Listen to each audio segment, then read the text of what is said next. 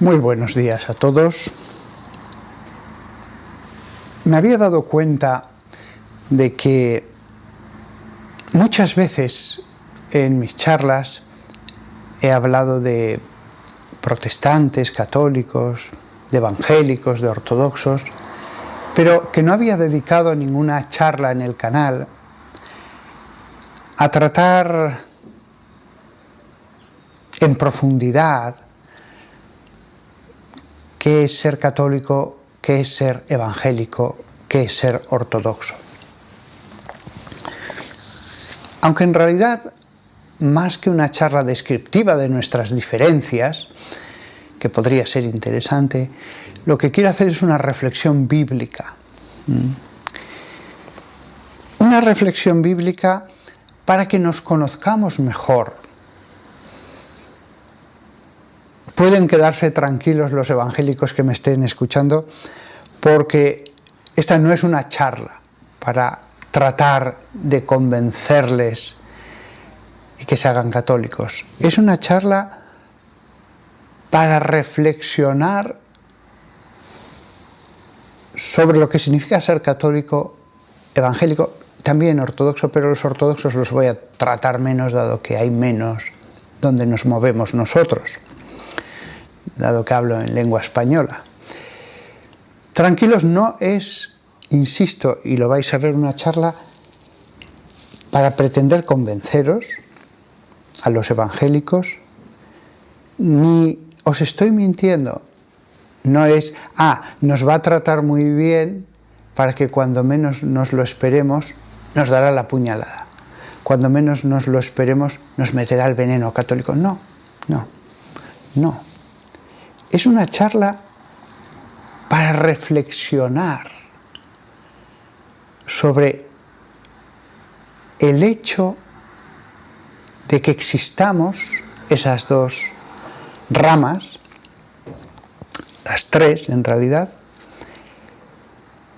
desde la Biblia, desde Dios. ¿Qué puede pensar Dios sobre esto? ¿Y qué es lo que nos define? Es más, esta charla me gustaría que algún pastor evangélico la pudiera usar diciendo, es verdad, me ha ayudado a entender más lo que soy y lo que es el que tengo frente a mí. En el mundo ahora mismo hay casi 8.000 millones de seres humanos, 8.000 millones de hijos de Dios. De esos 8.000 millones, casi, en el 2022, año en el que estamos, 2.600 millones son cristianos. Es decir, todo ser humano es hijo de Dios, pero por el bautismo esas personas se han hecho hijos de Dios también por la gracia, no solamente por la vida, por el don de la existencia como seres vivos, inteligentes, que conocen a su Padre, sino que 2.600 son hijos de Dios por la gracia. Han conocido el mensaje de Jesús, están bautizados. Siempre se había mantenido el número de cristianos más o menos alrededor del 30%. O sea que en los últimos más de 100 años el 30% de la población era cristiana, de los cuales 1.300 millones son católicos. Es decir, algo más del 50% de todos los cristianos son católicos, un poquito más. Los protestantes son el 36,7%. Aunque aquí habría que hacer una pequeña distinción cuando decimos protestantes, porque protestantes son anglicanos, baptistas, luteranos, presbiterianos que proceden de la rama calvinista, etc. Pero hay que hacer una explicación, es que los anglicanos, con razón, se pueden considerar una denominación entre los católicos y los protestantes. Pero con razón podrían ellos afirmar, y es verdad, que esencialmente son más católicos. Pero bueno, y los anglicanos son la denominación más grande entre los protestantes. Pero bueno, todos juntos son el 36%. Lo que llamamos ortodoxos son el 9,4%, es decir, 220 millones, que además están muy localizados en sus países. Si hay ortodoxos fuera es por la inmigración. Después hay otra rama que no es ortodoxa, que son un 2,5%, que son coptos y otras denominaciones. Después habría un 1% que no entra en ninguna calificación de las que hemos dicho. Pero bueno, fijémonos que, dado que vamos a hablar mucho de los evangélicos, y los evangélicos son una rama dentro de los protestantes, son 36% frente al 50%. Hay 5 católicos y 3,5 protestantes entre los bautizados. No es una cantidad pequeña. Nosotros los católicos siempre tendemos a pensar, por lo menos en países como España, Italia, etcétera, que los protestantes son unos poquitos. Pero no, por cada 5 católicos hay 3,5 protestantes. 36,7. Hay una cosa que quiero decir de pasada, hay una simplificación injusta. Muchos católicos, cuando les hablas de los evangélicos, dicen, esos son los que no creen en la Virgen. No, ser evangélico es más que eso. No es eso, simplemente. Es una simplificación injusta. Como también es injusto cuando se dice, católicos, los que adoran las imágenes. No. Nuestra relación con las imágenes no es de adoración. Una madre puede tomar la fotografía de su hijo muerto y besarla y ponerla junto a su corazón y tenerle mucho cariño incluso a esa fotografía. Pero la fotografía es un medio para expresar ese amor al hijo.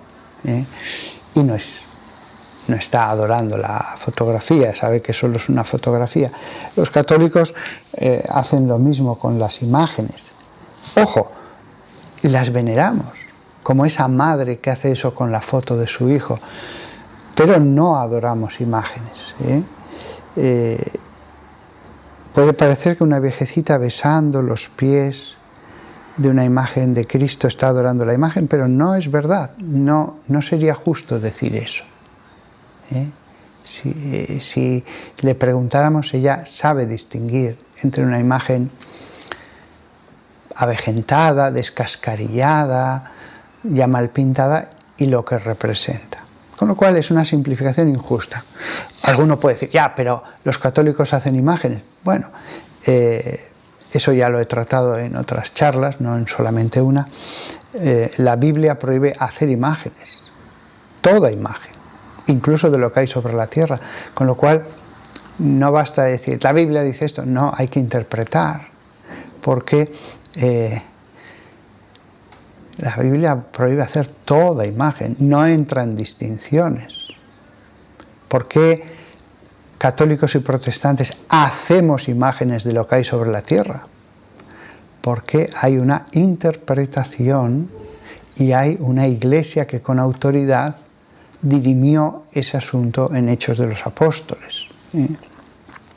También la Biblia dice en el Antiguo Testamento que no se coma cerdo, y no tenemos problemas en comer cerdo, porque hay una iglesia con autoridad. La cuestión es si esa iglesia con autoridad sigue hasta ahora y tiene autoridad. La respuesta de San Pablo sería que sí. Vamos a profundizar en eso.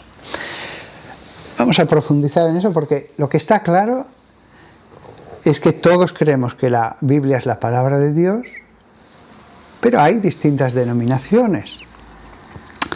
Hay denominaciones porque hay distintas tradiciones de cómo interpretarla. Hay una tradición calvinista, una tradición luterana, no es la Biblia secas y ya está. No lo es. Hay distintas tradiciones interpretativas. Si es mi interpretación, que yo me la invento yo solo, es mi interpretación. Pero si toda una comunidad tiene un modo de interpretar determinados aspectos esenciales de la Biblia a lo largo de generaciones, eso es una tradición a la hora de interpretarlo. Luego, Biblia y tradición interpretativa son necesarias. Porque para empezar se necesita una tradición acerca de cuáles son los libros que entran dentro del canon de la Biblia. Ya la tradición es necesaria incluso para eso, porque no hay ningún libro de la Biblia que nos diga los libros de la Biblia son estos. Y hay distintas tradiciones, pero además tradiciones antiquísimas, como la de los coptos, que no coincide con la de los protestantes y la de los católicos, y es antiquísima, y no es la única, que hunde sus raíces, digámoslo así, en la noche de los tiempos del cristianismo. Todo esto es lo que vamos a reflexionar después de este prólogo. Hay mucho de lo que reflexionar. Hay que entender una cosa antes de empezar. He dicho 3 ramas. La verdad no tiene ramas. Alguno tiene la verdad interpretativa. La verdad no tiene ramas, la verdad es una. ¿Cuáles son los libros de la Biblia? Pues alguien tiene la verdad. Nosotros los católicos decimos que la Iglesia Católica, claro. Los luteranos dicen que Lutero. Podríamos seguir. Los coptos dicen que su tradición. La verdad no tiene ramas. La Iglesia verdadera que fundó Cristo era una. Y la Iglesia que se haya mantenido en la verdad es la verdadera. La verdad es una. La Iglesia verdadera es una. Pero la familia cristiana sí que tiene ramas. Ramas que a su vez se han ramificado. Con lo cual, esa es una distinción importante. No es que la Iglesia tenga 3 partes, la católica, la protestante y la ortodoxa, no. Pero somos una familia, la familia de los que creemos en Jesucristo, en su Evangelio y que hemos recibido su bautismo. En ese sentido hablamos de ramas. Una cosa es la verdad y otra cosa es el hermano. La verdad es una. No puedo por amor decir, bueno, da un poco lo mismo. No, no da lo mismo. Lo que intentamos todos los cristianos es buscar la verdad. Ahora bien, amamos al hermano. ¿Cuántas veces he oído, eso no importa, lo importante es el amor? Bueno, el amor es importante y la verdad es importante. Y por la verdad del Evangelio amamos. No es algo sin importancia.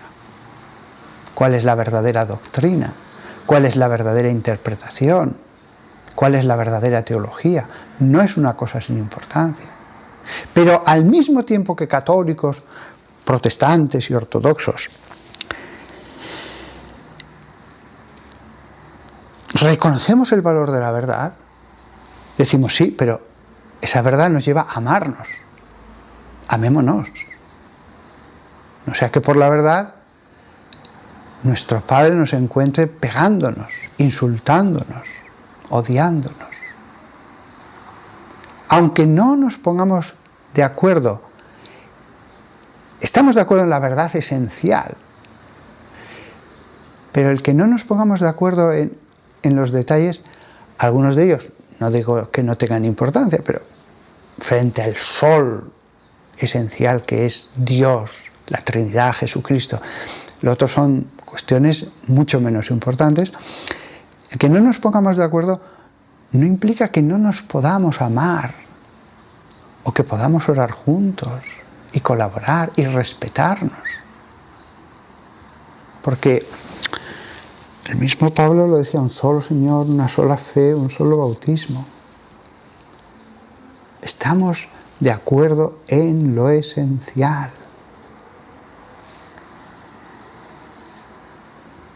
El discurso del odio no lo quiere Dios. El amor por la verdad sí.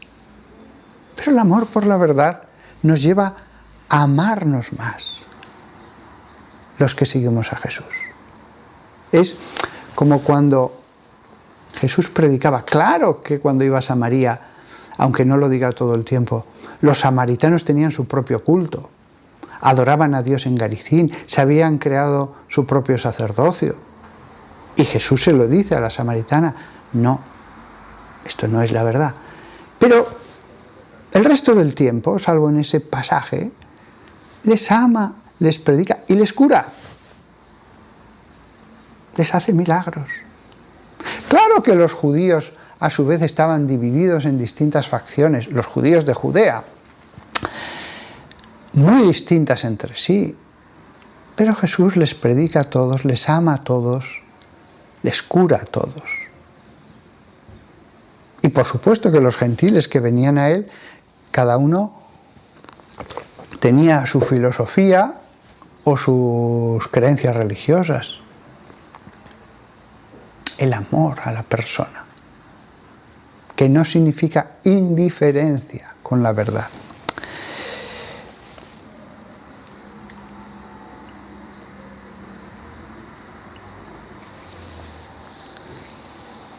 Mateo 16, 18. Y yo te digo, tú eres Pedro, y sobre esta roca edificaré mi iglesia, y las puertas del infierno no prevalecerán sobre ella. Aquí algunos protestantes dirán, ya va a hablar de la Iglesia Católica. No. Lo único que quiero fijarme en este versículo es que Jesús dice mi iglesia, eclesía. Habla de una iglesia. Porque algunos en las televisiones, protestantes, católicos, digo protestantes porque hay muchísimos baptistas, muchísimos adventistas, calvinistas, pero voy a decir evangélicos a partir de ahora, porque en Latinoamérica lo que más predomina del mundo protestante son los evangélicos. Pues lo que tenemos que ver evangélicos y católicos, cuando oímos en la televisión que nos dicen, no, la iglesia fue un invento de los hombres, Jesús no quería... No, Jesús habló de la iglesia. Sobre esta roca construiré mi iglesia. La idea de que hubiera una iglesia era el plan de Jesucristo desde el principio. No nos dejemos engañar por los que no tienen la fe de los bautizados, que en el fondo son unos ateos. Pero la televisión siempre está machacando con eso, como si la iglesia fuera un invento de los hombres. No es verdad. Sobre esta roca edificaré mi iglesia.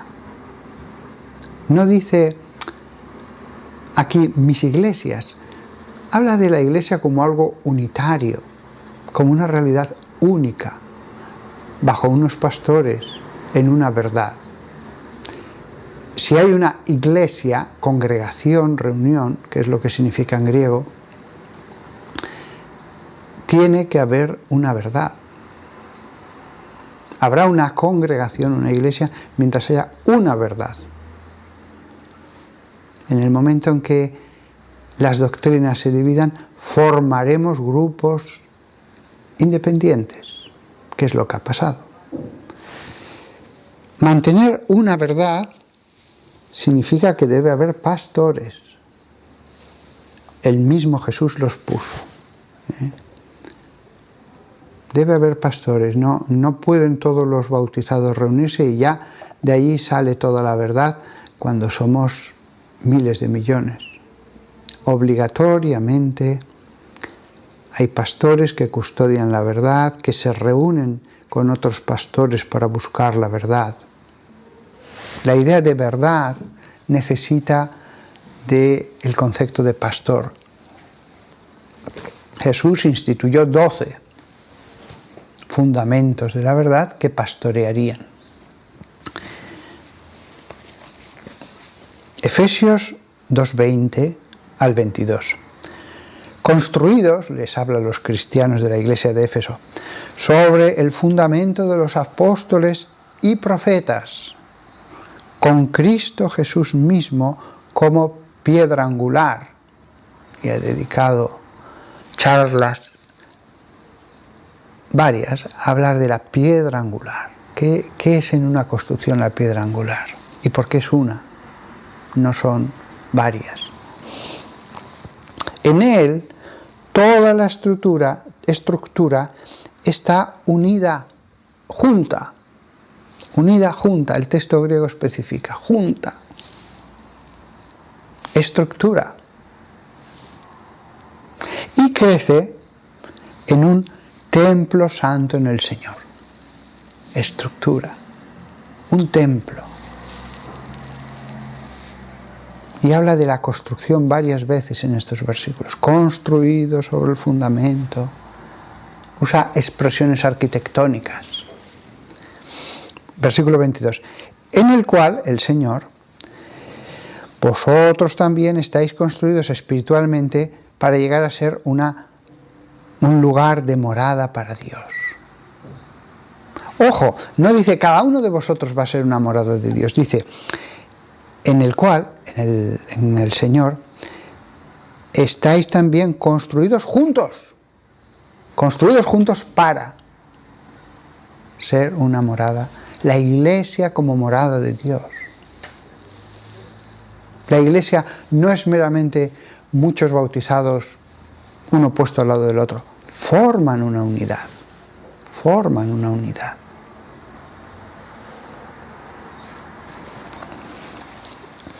La importancia de ser construidos juntos. La idea de alguien que coge la Biblia y la lee por su cuenta en su casa y le pide ayuda al Espíritu Santo es bellísima. Hoy mismo me ha llamado una persona para hacerme unas consultas y he dicho, lo que usted tiene que hacer es tomar el Evangelio, empezar por San Mateo y vaya leyendo todos los días un ratito y meditando. Ese es el consejo que más doy a todo el mundo. Los que vienen a mí que realmente conocen nada del cristianismo, son católicos que fueron bautizados y allí se acabó todo. No han tenido una relación personal con Dios. No, fue una cosa que tuvieron ese bautismo y se acabó. Lo que más les aconsejo es eso. Tome la Biblia, medítela. Pero la Biblia, como empiecen por ciertos pasajes del Antiguo Testamento, se van a confundir, porque hay pasajes difíciles. El Evangelio, que es lo más importante, es lo más sencillo. ¿Quién se confunde leyendo el Evangelio? Entonces, el consejo que más doy, en el fondo, es leer la Biblia. Ahora bien, lo que hemos leído en Éfesos, capítulo 2, es necesario ser construidos juntos. ¿Por qué? Porque si no, uno coge la Biblia y llega a las conclusiones más desatinadas, leyendo solo la Biblia, y acaba fundando su propia secta, o acaba haciendo unas, según él, segura interpretación que le lleva a saber que el fin del mundo es el día tal, a tal hora y por un maremoto, y está convencido y le dices, pero tal, no, es un maremoto porque aquí en el versículo tal.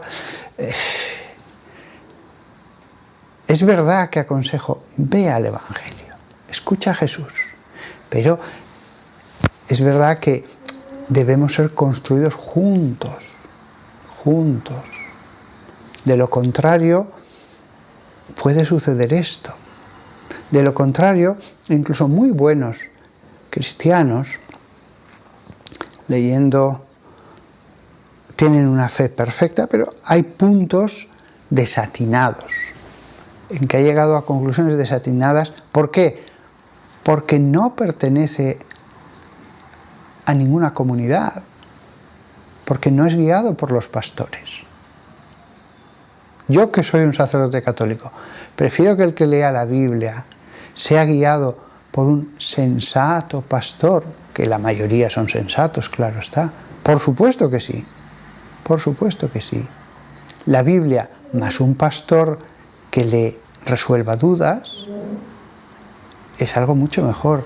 Y si encima esa persona va a una comunidad y alaba al Señor y canta y escucha la predicación, es decir, la Biblia, pero a través de la boca de un hermano que la ha meditado, mucho mejor, mucho mejor.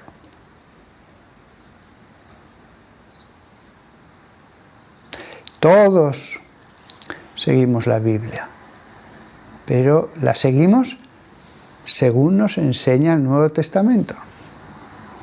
Y ahí entra San Pablo y las comunidades y los consejos que dio a las comunidades. Yo mismo, que soy católico, y lo vuelvo a repetir. Entonces, esa persona que lee la Biblia debería someterse a la autoridad de los pastores. Sí. Debería ser humilde, entender que es un niño y los niños se caen. Entonces, un mayor en la fe le va a ayudar, y más si hay una comunidad en la que aletea el Espíritu Santo. Fijaos los elogios que estoy haciendo a un católico, de los grupos evangélicos. Bueno, voy a completar. Entonces, ¿por qué no me hago evangélico? Porque pienso que la tradición interpretativa de la palabra de Dios, en mi opinión, la correcta es la católica. Eso es lo que hace que yo no sea protestante, evangélico, pero respeto a los evangélicos. Por supuesto que los respeto. Hay muchos católicos que son muy faltones con los evangélicos. Creen que despreciándolos, a veces insultándolos, sirven a Dios, Dios estará más contento. No. La verdad es una, sea cual sea. Yo estoy convencido de que es la católica.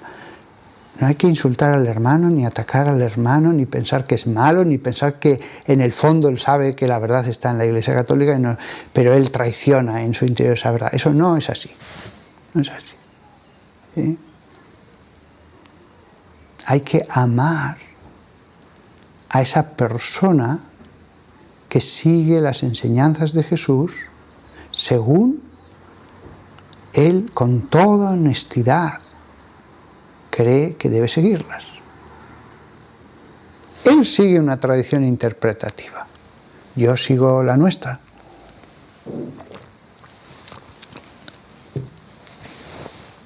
Claro, esa tradición interpretativa, ya he dicho que incluso en el mundo evangélico requiere de pastores. Lo mismo sucede en la Iglesia Católica. Lo que pasa es que los pastores en el mundo evangélico son aquellas personas que, designadas de un modo o de otro, porque cambia según la denominación, pero por ejemplo en una determinada pues es la comunidad la que escoge el pastor. Entonces le comisiona para organizar las reuniones, para enseñarles. Insisto, hay distintas formas organizativas en esto según las denominaciones, pero en algunas es así.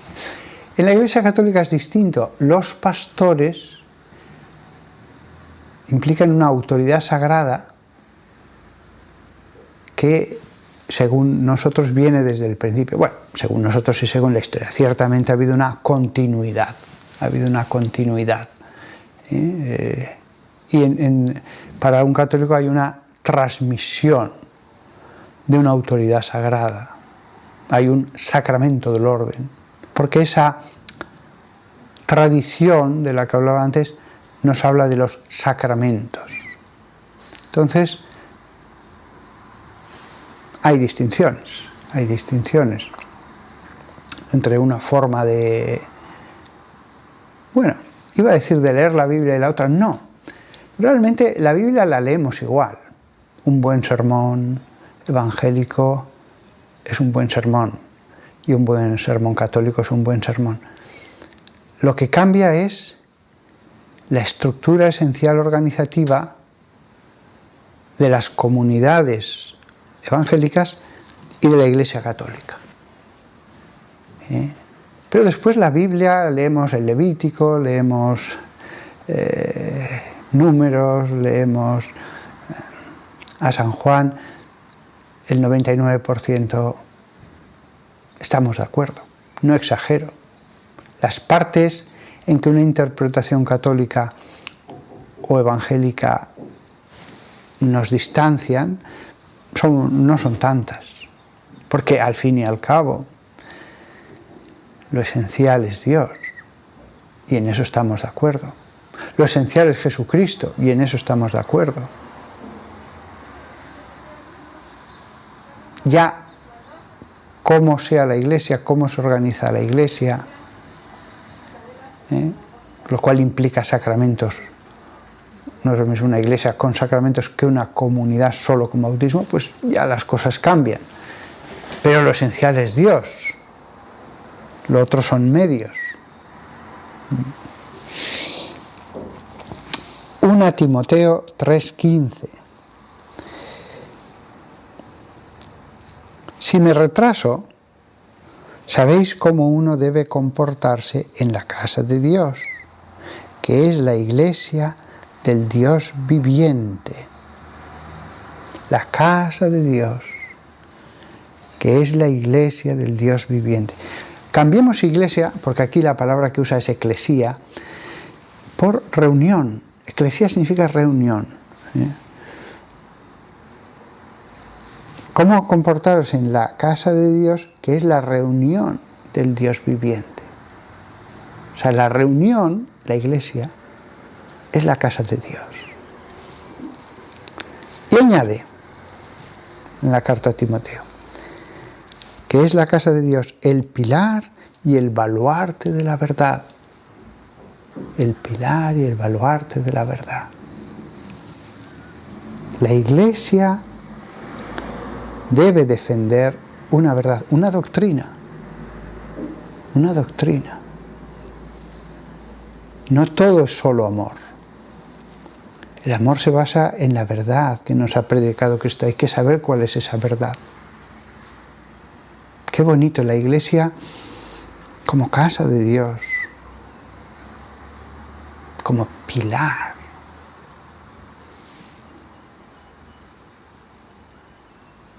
La reunión del Dios viviente.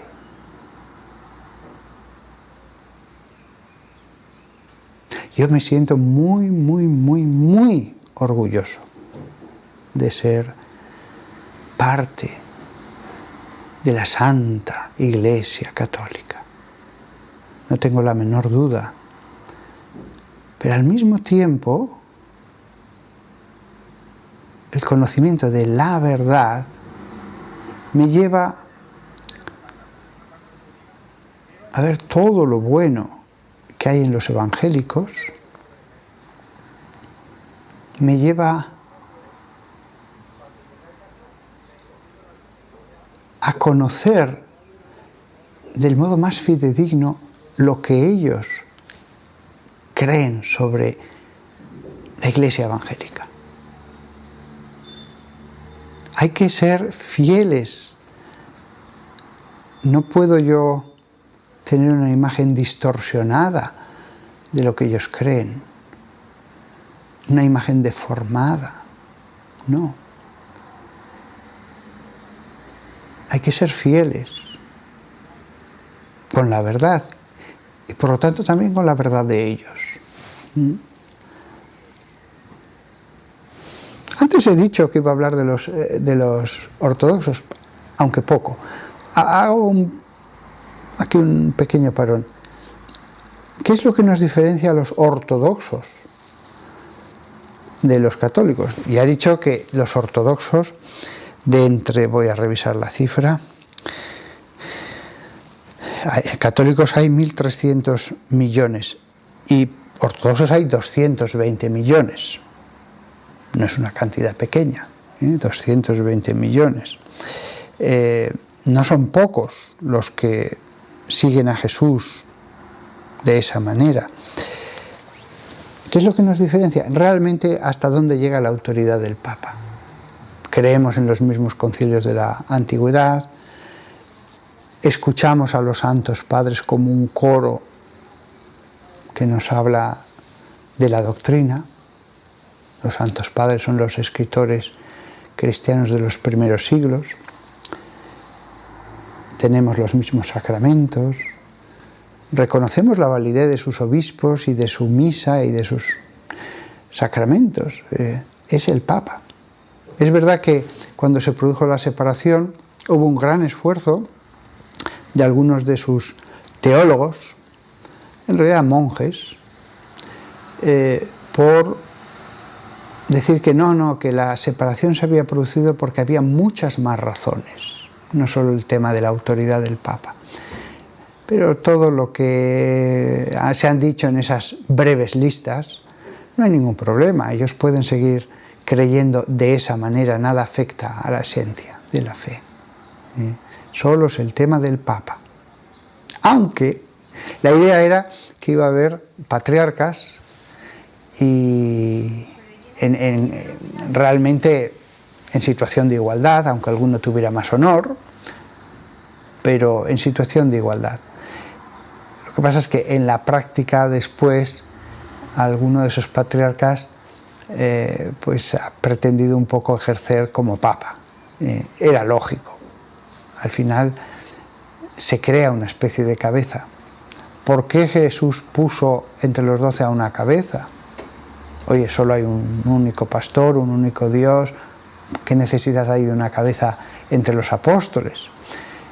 Claro, porque después siempre es necesario una unidad organizativa. Entonces, por eso nosotros decimos que es lógico que ese asunto ya estuviera dirimido por Jesús desde el comienzo. La Iglesia Católica, en países donde son una denominación más, tiene realmente un peso mucho mayor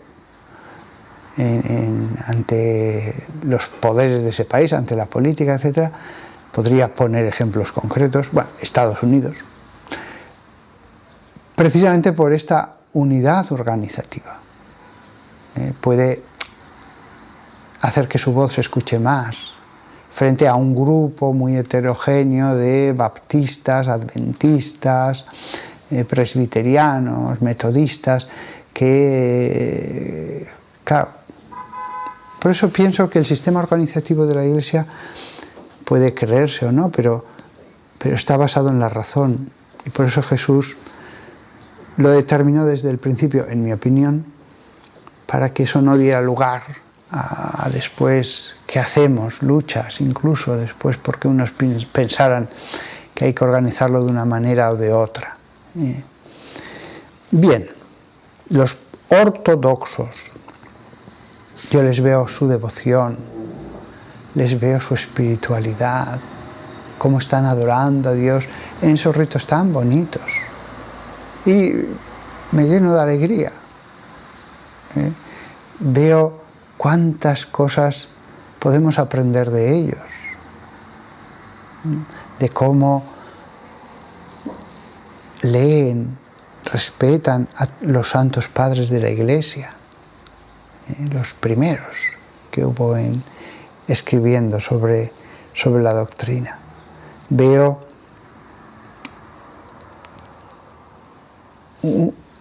otra forma de vivir el cristianismo, otra forma. No tanto por la doctrina, que es como los católicos, sino por las formas, por el modo concreto en que ellos adoran a Dios. Es otra forma, lícita.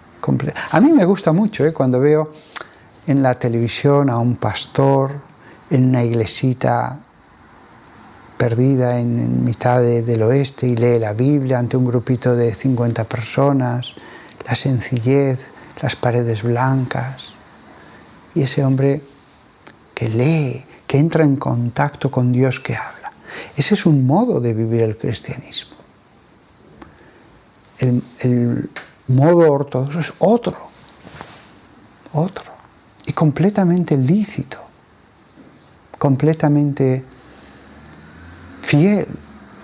Es más fiel el pastor que está ahí en el oeste, en una casita de madera, leyendo la Biblia ante un grupito de personas en un lugar de paredes blancas, de paredes desnudas. Es más fiel ese modo que el hombre que desde hace tantos siglos inciensa en honor de Dios, canta en honor de Dios, intenta reproducir el fasto del antiguo templo de Jerusalén para honrar al Dios Padre, Hijo y Espíritu Santo. Evidentemente no. Son dos formas de llevar a cabo el mensaje de Jesús, y se transforman por la acción del Espíritu Santo en Rusia y en el estado de Dakota. La verdad es una. Es verdad que en ese sentido no da lo mismo, pero bueno, a lo mejor ese sacerdote con todo su incienso y las vestiduras está menos transformado en su alma que ese pastor de Dakota. O a lo mejor es al revés. A mí me gustan las dos cosas.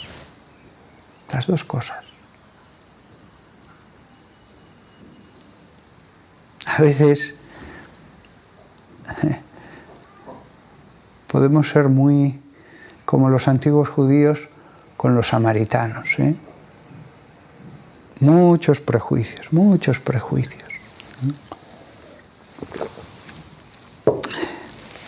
Hechos, y es el último versículo, esta charla va a acabar. Hechos 2, capítulo 2, versículo 42. Y ellos se dedicaban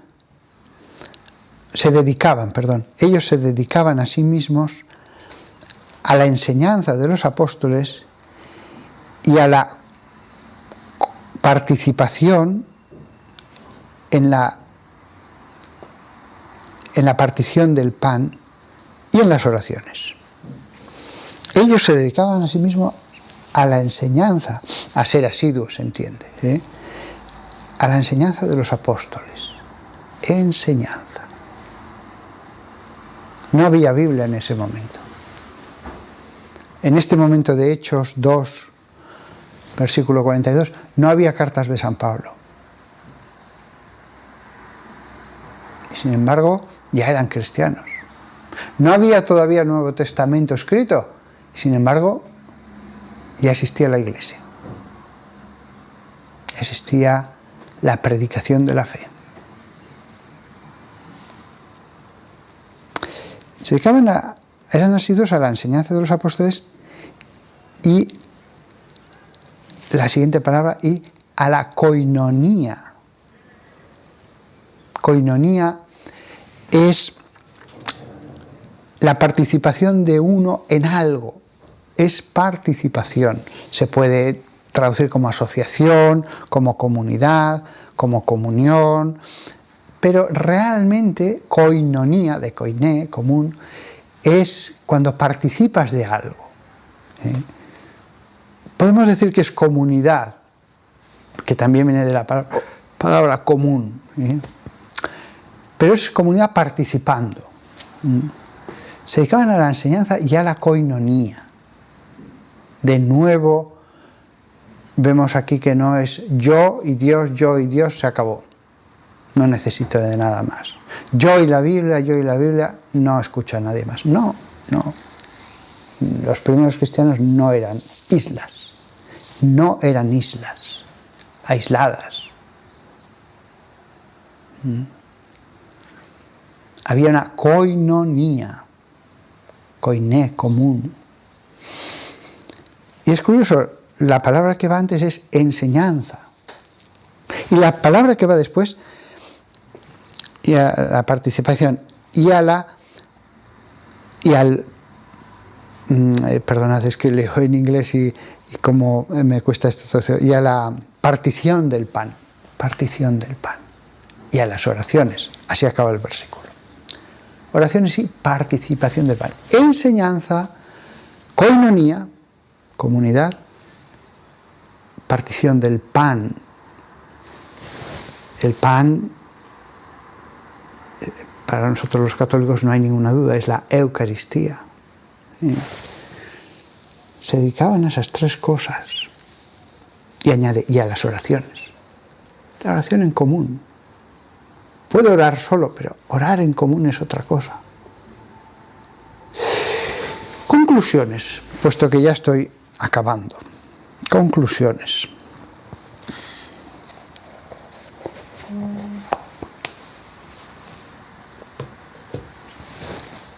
Si yo viera a un pastor protestante, un hombre renacido del espíritu, del agua, que está lleno del Espíritu, yo lo abrazaría con amor,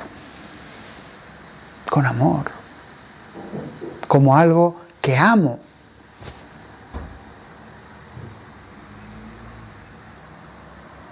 Porque la Iglesia Católica está hecha para producir hombres así, hombres transformados por el bautismo.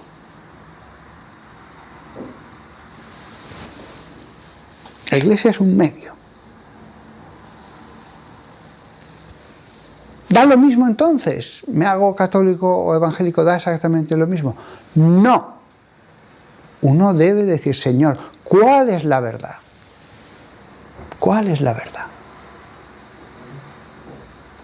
No puedo engañarme, no puedo afrontar esa realidad con superficialidad, ni siquiera solo con mis fuerzas humanas. Tengo que pedir a Dios que me ilumine. Señor, ilumíname, sabiendo que me puedo equivocar, con toda la buena voluntad del mundo. No da lo mismo. Ahora bien, cuando yo me encuentro un hombre lleno del Espíritu, siento veneración por la obra de Dios en él. Es un tesoro de Dios. Se ha cristificado, me muestra a veces el rostro de Jesús. Digo a veces porque hay otras veces en que esa transformación no es tan grande. Y sí, es una persona creyente, pero le veo muchos defectos.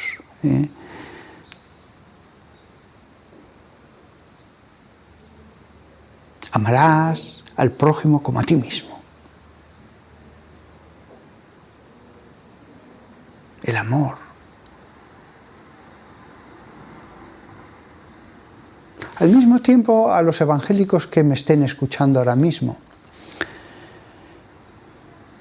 les pediría lo mismo que a los católicos. Hay simplificaciones que son falsas. Ni nosotros debemos hacerlas respecto a vosotros, ni al revés, porque son falsas. No me siento ofendido, pero no son verdad. Entonces, por mucho que se insista en ese tema, no me va a convencer, porque realmente está hablando de algo que no es lo que yo creo. También les diría a muchos evangélicos, predicad la palabra, no prediquéis contra la Iglesia. También esto lo he visto. La predicación se transformaba no de la palabra de Dios, sino cosas contra la Iglesia. Una pérdida de tiempo. Normalmente esas predicaciones contra la Iglesia no suelen producir fruto. Los católicos que se han convertido en evangélicos lo han hecho por la belleza de la palabra de Dios, no porque se ataque a la Iglesia. Habrá excepciones, pero yo diría que es más así. Aunque después se haya mezclado otro tipo de cosas. En este año 2022, en un mundo que cada vez se aleja más de la fe en Cristo, que cada vez es más pagano, cada vez más ortodoxos, porque aquí hay inmigrantes, en la ciudad en la que vivo, Alcalá de Henares, hay miles de ortodoxos. Solamente ucranianos me he enterado de que hay 1500, pero rumanos hay muchos más. Cada vez más ortodoxos, católicos y evangélicos debemos colaborar, llevarnos bien. Cada vez vamos a tener que hacer frente al Estado y a la sociedad una lucha más en común. Cada vez vamos a estar más mezclados. Antes los luteranos estaban en Alemania, los calvinistas estaban en Holanda y los católicos estábamos en nuestras casas. En el siglo XXI cada vez estamos más mezclados y en una sola familia hay un pagano, un evangélico y un católico y un testigo de Jehová. Los testigos de Jehová sí que son una secta, es una dictadura. Esos no los he contado, porque es un sentarse en el salón del reino, abrir sus cuadernos y seguir lo que dicen los dictadores sin ningún tipo de... Además que no creen en la Santísima Trinidad, esos no.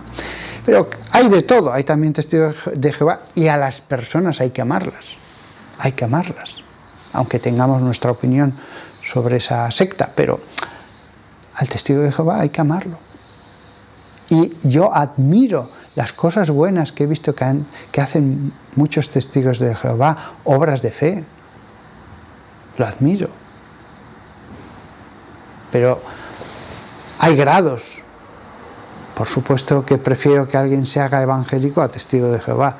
Por supuesto que siendo católico prefiero que alguien se haga ortodoxo a lo anterior. Y por supuesto que prefiero que se haga católico.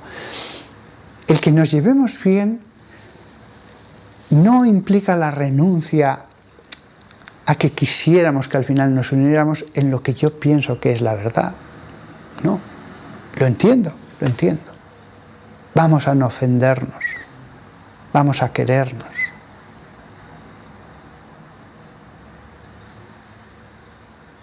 Y además, he insistido mucho antes en la Biblia, porque es nuestro punto de unión. La Biblia es nuestro lenguaje común, es un fundamento común.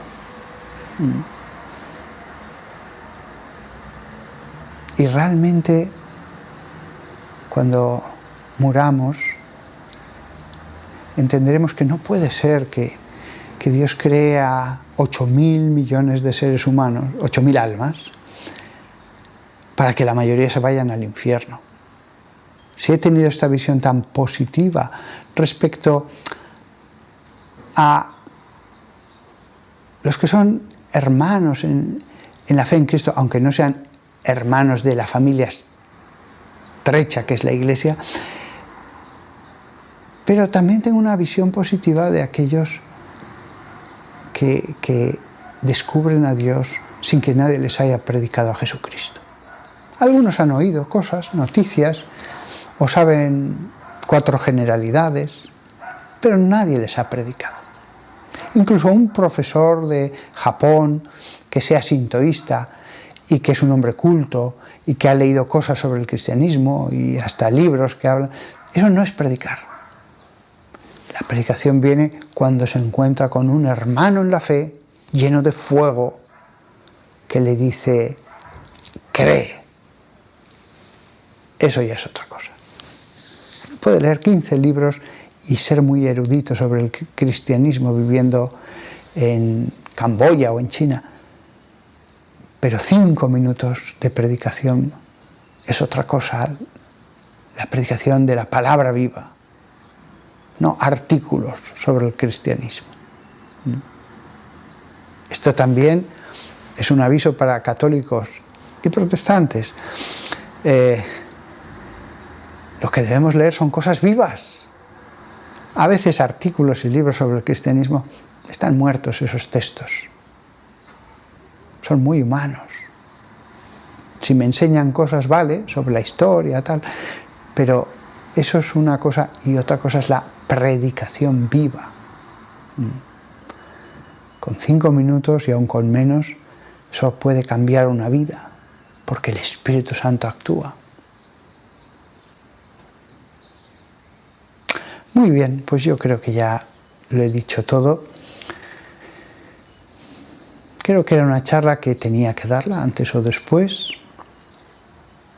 Os amo a todos. Os amo a todos. Y me alegra mucho el que parte sean evangélicos, de los que me escuchan mucho. También saludo a todos los brasileños, que cada vez son más. Nos vamos a llevar sorpresas en el cielo, pero serán sorpresas de salvación, no de condenación. El cristianismo se extiende para que el Espíritu Santo pueda darnos su felicidad aquí en la tierra también, pero no porque pienso que el mundo sea una factoría de condenación, que la mayoría se van al infierno. No.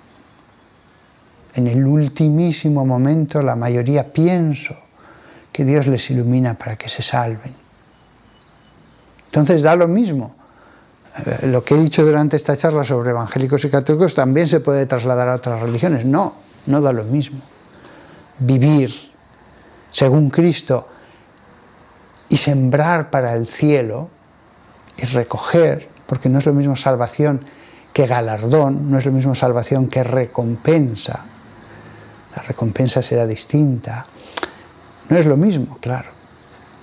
Vives mejor y después recoges lo que has sembrado, si eres alguien que ha seguido el Evangelio.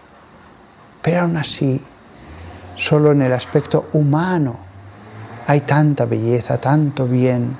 En el mundo hay más bien que mal. La naturaleza produce frutos buenos normalmente. Nada más. Me despido de todos vosotros. Os deseo lo mejor y os deseo que no nos veáis a nosotros los católicos como enemigos, como nosotros no os vemos como enemigos, sino miembros de una familia más amplia. Y no dudo en llamaros hermanos, porque sois hermanos en la fe en Cristo. Es verdad que la palabra hermano se usa también en un sentido más de familia cercana, los que pertenecen a mi iglesia. De acuerdo, es un nivel distinto. También en una familia hay hermanos carnales, primos lejanos, tíos, pero somos una familia. Y una familia en la que hay vida, y en la que está el Espíritu Santo, y en la que está la verdad, la Biblia, como ríos de agua que recorren todas esas comunidades, en más de 100 países, en tantos millones de personas. La verdad se extiende, vivifica, las masas beben esas aguas de verdad, bajo la acción del Espíritu Santo, y se produce fruto, como la vegetación que crece en la ribera de los ríos. La palabra de Dios recorre el mundo. Los pastores, las iglesias, comunidades de creyentes, la predicación, qué espectáculo tan maravilloso.